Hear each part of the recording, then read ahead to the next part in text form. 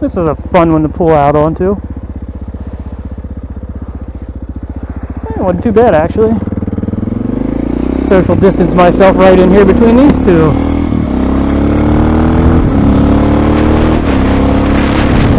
Good afternoon. It is another gorgeous day. Still a little breezy. I'm pretty sure that March is overlapping into April in Pennsylvania right now. Today's I'm not sure, 19th maybe? Second video of the day. I've got an errand to run again, so here we are, out and about. Probably shouldn't be. Oh, we got a 2 horsepower, look at her go! Yeah, boys, more poopy.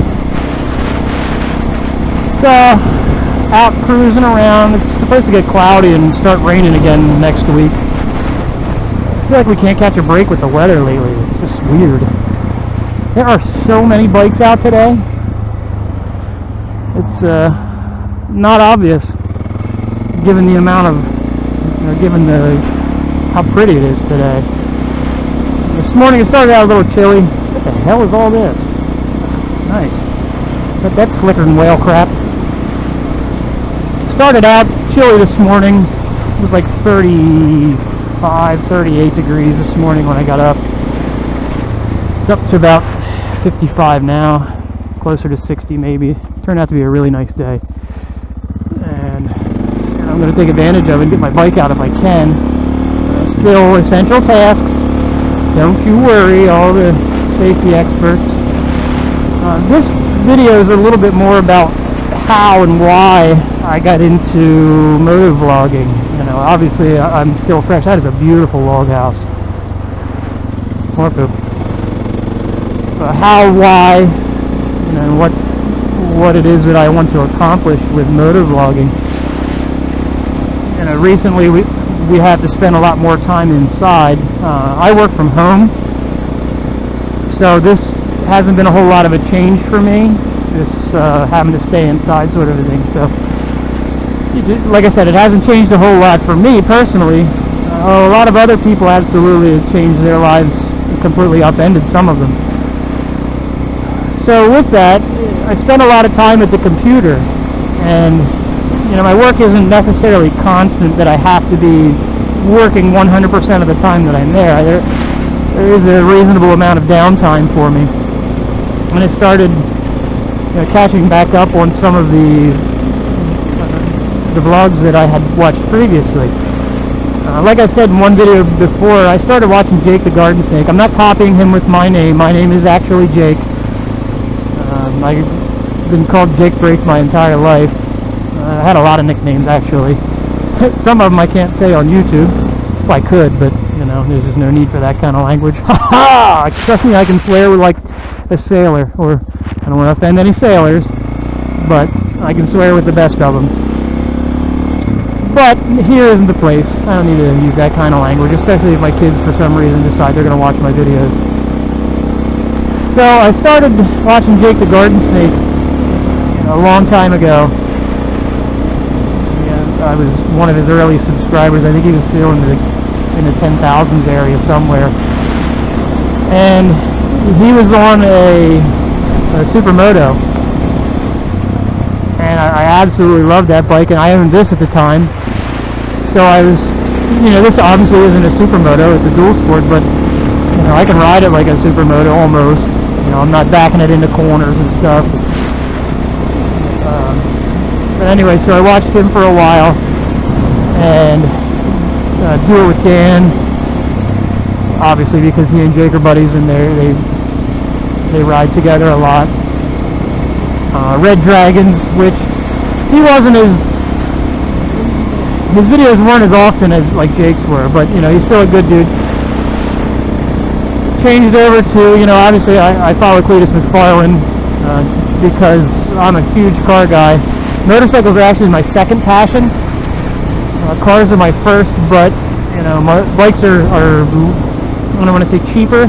It's a cheaper hobby than cars, but it certainly is. You know, it's easier to ride bikes and tinker with a bike than it is cars, because cars can get very expensive very quickly. like this bike. I've tinkered with this and done what I want to it, and I have it where I want it to be. I might change the seat. That's about the only thing. But we'll see what goes. So I follow Cletus pretty often. My tastes in YouTube videos bounce around a lot. One that I like, that I subscribe to, that I follow, Boring Build Fridays with VCore. Scott's an auto body guy. Well, Scott does repairs on wrecked cars and things, and he's just a lot of fun to watch. So I follow him, Cletus. I follow a lot of woodworking too, surprisingly. Like I said, my tastes are all over the place. And recently, Jonathan Katz-Moses, sorry about the wind, holy crap, I shouldn't have come this way because it's on top of a knoll right here and it's just windy both ways. So look at them social distancing well. So Jonathan Katz-Moses put out a video. Let's duck down here and see if we can be a little less windy. Put a video out about two weeks ago that, I don't want to say it changed my life, but it changed my outlook on some things and changed the way I feel about some things, about what I had been doing. I've been sitting in front of a computer for so long that, I started having aches and pains, and I'm only 34 years old. I shouldn't be feeling like I'm 60, 70 years old with these aches and pains. But it was from sitting and, being in one position too long and being so sedentary that I'm beginning to feel like crap, and I hated it. So I watched Jonathan Katz-Moses' video about no 0 days, and he explains something that happened to him. Wow, that's a pretty house. He explains something that happened to him that was traumatic, and the way he dealt with it, and how his life has changed, the way it changed his life. He said you can either, well, just go watch the video. It's Jonathan Katz-Moses, and he talks of his no 0 days. I don't want to steal his thunder, but I want you to go check it out because it's just so awesome if you haven't seen it. And that resonated with me because I had become I had gotten to a point where I wasn't doing anything. I was just sitting around all the time, and there my wife is teaching our kids homeschool, and I'm doing all the work in the house, and I'm just sitting out there watching YouTube videos and working all the time. So I thought, this is stupid. I need to do something different with myself. I need to start, feeling like I'm accomplishing something. Now, I love my job. It has nothing to do with that. I am very fortunate to have the job that I have, and like I said, I love it, and I will try to work very hard for that to be successful in my position. So it pushed me to the point that I need to do something with myself rather than, that sounded terrible. I need to do something with my life, basically, and I don't want to say that my life is made for, we got two 2-horsepowers. I don't want to say that my life is here to make videos, but at the same time, it's not here to just sit in front of a computer all the time. Going back to what I said, oh no, they're only single horsepower, sorry, I lied to you. Not just sitting around, wasting it away. After watching his video, I told myself, I need to get more involved, I need to help my wife, I need to help around the house, I need to get things done, and I need to do something. And then, I had always had this desire to start a motovlog, and that was what pushed me to the point where I decided that I'm doing it. I'm going to start a motovlog. It's just how it is. Let's get off of this road, it's too loud. So here we are, making motovlogs, and 3-4 videos into it, I really enjoy it. I'm finding a difficulty getting into a groove.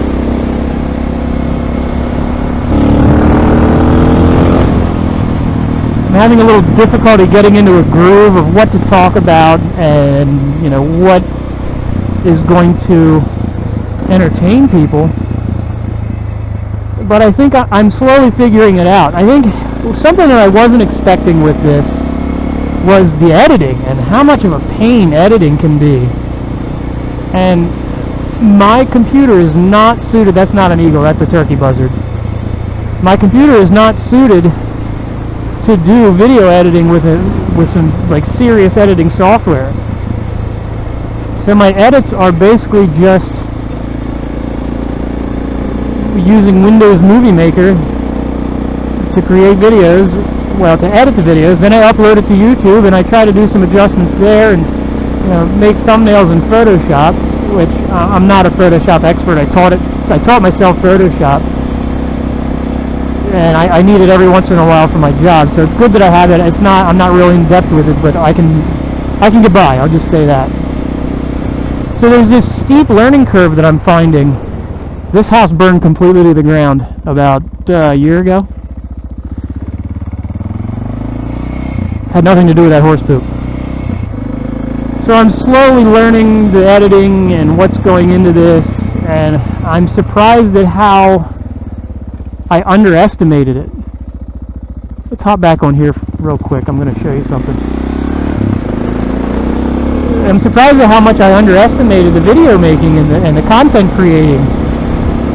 The people that have, the Walterifics and the Cletus McFarlanes that have 2 million subscribers, it's incredible to think as someone starting out to get to that point of, I have 0 subscribers right now. As of the making of this video, I have 0 subscribers. I think I might have, 2-3 views on one video, and, I was excited for that. Like, heck yeah, I got a view, awesome. It was my wife, but it's a start. So it's pretty impressive, these guys that make these videos daily, a couple times a week, and where I am compared to where they are. And I hope that I can get, a quarter of the way to them. Actually, that's a hell of a lot of subscribers. I hope that I can get just a fraction of the way towards that kind of a channel. One thing that I think I have an advantage over some people is, like I said the other day, the landscape that I have here is just, it's a really pretty area that a lot of people take for granted. I'm sure there's people out in the Midwest saying, that ain't nothing, buddy, check this out. Yeah, that's fine. Appreciate what you have. And I hope that that's what I'm doing. Did you know that if you're riding a Harley like that, you're not allowed to wave and you have to look really angry when you go by another motorcycle? Dude, I'm doing the same thing you are. I'm out here enjoying nature and the breeze and... Anyway. So real quick, before I end the video, this is what I wanted to show you. This is an earth dam. And this is Muddy Run pump station. So all this water is pumped up here and then drained back down. This is actually a place where they're drag racing, if you can believe it. There's somebody got crossed up right there. But so they pump water up into here out of the river, which is over there on the right side, and then let it flow back down through generators to make power. Down there's the river that they take the water out of. So it's pretty impressive that it's efficient. There's an Amishman out here, buddy, and a loon. You see the loon? It's amazing that it's efficient enough to make money to pump all this water up here just to drain it back down to the river through turbines to make power. Somebody with a bigger brain than me figured all that stuff out. So I'm going to cut the video out here. Oh wait, no, I better not, because this is a crucial point. This is where the water goes back down through into the generators. If you look over there, that's the intakes.